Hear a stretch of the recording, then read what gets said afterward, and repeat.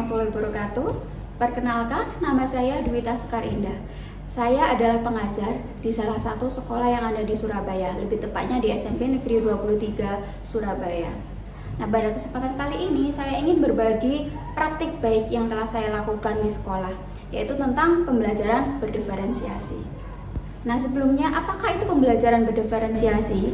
Pembelajaran berdiferensiasi adalah proses belajar mengajar, di mana peserta didik dapat mempelajari materi pelajaran sesuai dengan kemampuan mereka, apa yang mereka sukai, dan kebutuhan masing-masing peserta didik.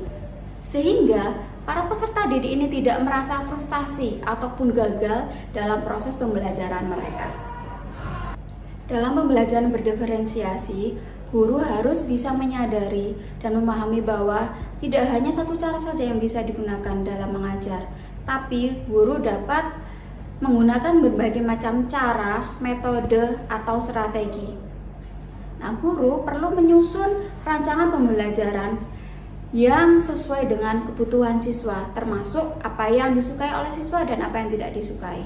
Dalam pembelajaran berdiferensiasi, terdapat 3 aspek yang bisa dibedakan oleh guru.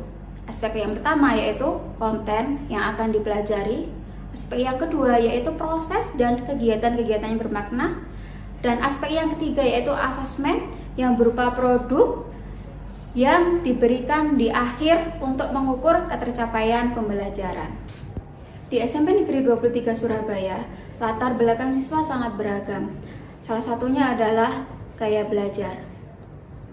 Di sini, para pengajar harus bisa mendesain pembelajaran untuk dapat memfasilitasi perbedaan para peserta didik tersebut. Gaya belajar antara satu peserta didik dengan peserta didik lainnya berbeda.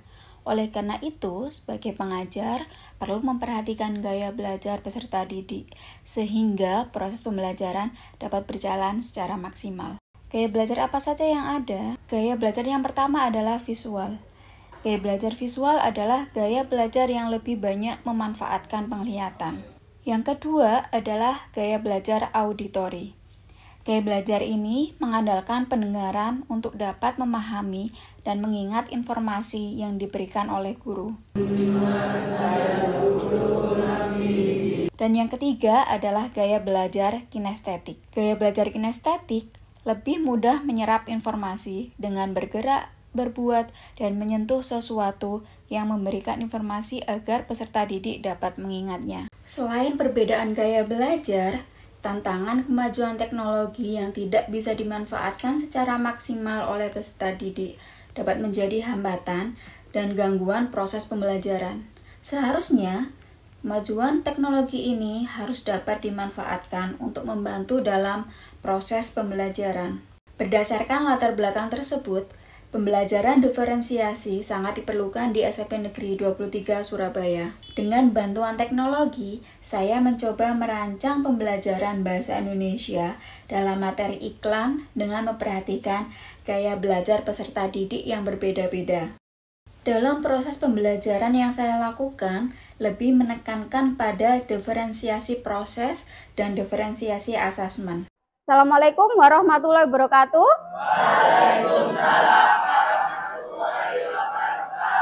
Dalam diferensiasi proses, peserta didik diberikan kebebasan dalam membuat iklan berdasarkan gaya belajar yang mereka sukai.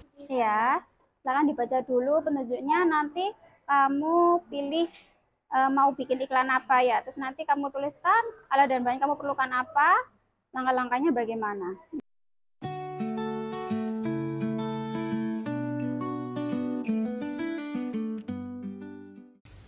Bagi peserta didik yang menyukai gaya belajar visual, dapat membuat iklan dengan bantuan Canva atau dapat membuat iklan dengan gambar manual.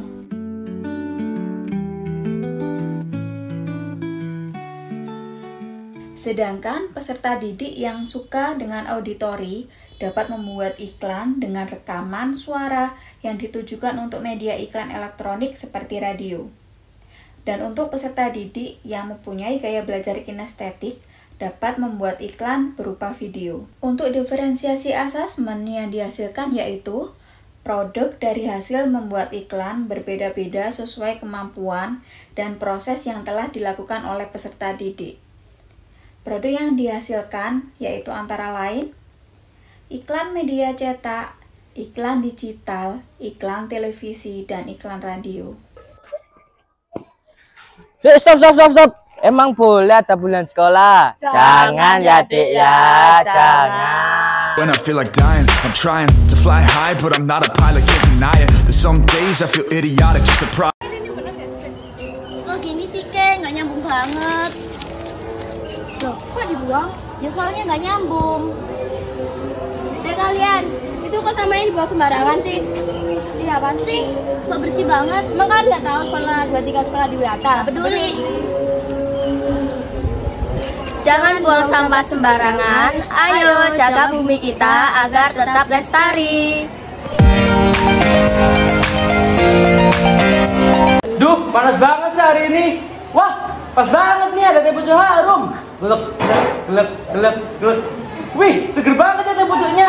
Belilah teh pucuk harum sekarang. Demikianlah praktek baik yang sudah saya lakukan dalam pembelajaran berdiferensiasi mata pelajaran Bahasa Indonesia dalam materi iklan kelas 8. Diharapkan pembelajaran berdiferensiasi tidak berhenti sampai di sini, tetapi dapat diterapkan di materi yang lain maupun di mata pelajaran yang lain. Jangan takut untuk belajar hal-hal baru, karena dunia selalu memberikan kesempatan yang sama untuk semua orang. Terima kasih. Wassalamualaikum warahmatullahi wabarakatuh.